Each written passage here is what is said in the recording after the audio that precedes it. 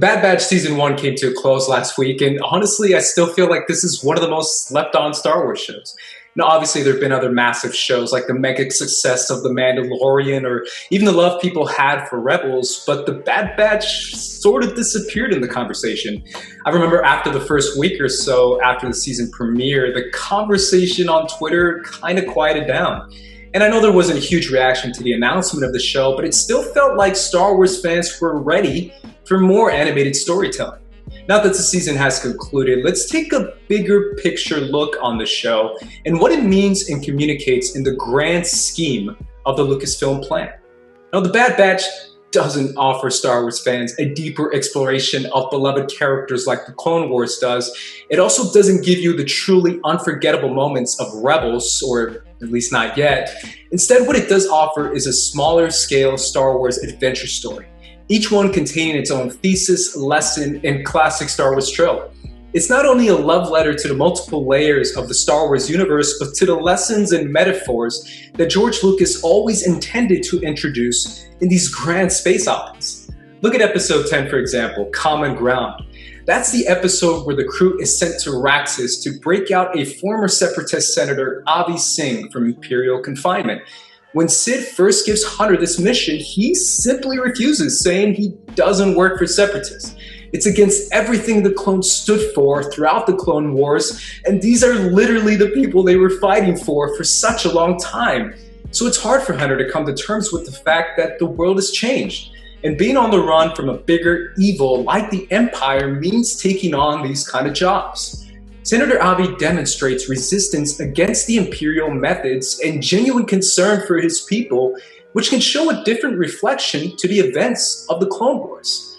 Another example is the Ryloth Syndulla arc. It's an incredible example of how a rebellion can truly spark. The Syndullas get some major bad vibes from the Empire, but the last thing they want to do is go back to another war right when they ended one. They give them time to prove that they're not monsters, but the more the Empire pushed, the more the Syndullas were forced to protect their family and their people. It's a fascinating two-episode arc that not only gives us one of the first examples of how a rebellion is born, the one that we see all the way back in A New Hope, but it's a cool origin story for one of the best Star Wars characters in Hera Syndulla. Hera's love of flying has begun to sprout. Her natural leadership skills are already ingrained in her, even as a little girl.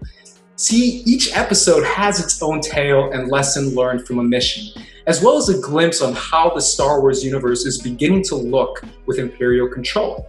Now, the major story arc is what's going to happen to Crosshair. We know that he's always looming over the squad, but we don't know if his allegiances will remain to the Empire by the end of the season. Now, all that may not seem like big enough stakes for your average Star Wars fans, and honestly, that may be the case. This is a smaller scale Star Wars story. The balance of the universe isn't at stake in this show, but it doesn't mean it's bad or we can say, oh, where is this going or what's the point? I think that is the point. The point is the journey. These characters, Hunter, Wrecker, Tech, Echo, and Omega, and their missions to essentially grow and learn as we all do. Now, these characters in general may not be as interesting or as exciting as Rebels or Clone Wars, but there's still a lot of promise with Hunter and especially Omega, and as well as the journey of Crosshair. This show may not be the one that Star Wars fans were looking for, but it is the one we got, and honestly, it might be the one we've been missing. A quieter animated show that taps into deep, certain nostalgic moments, as well as certain Star Wars cliches and story beats. It's less dramatic, but still properly engaging, and I think we can walk away from The Bad Batch speaking pretty positively. The differences are what make it stand out in this incredible pantheon of Star Wars stories. It's quieter. It's about what it is to be a rebel. What do our choices make us? And how does acceptance of something wrong slowly corrupt us until it's too late? We get all that from The Bad Batch, and that's just the first season. Let me know what you guys think. Did you enjoy The Bad Batch?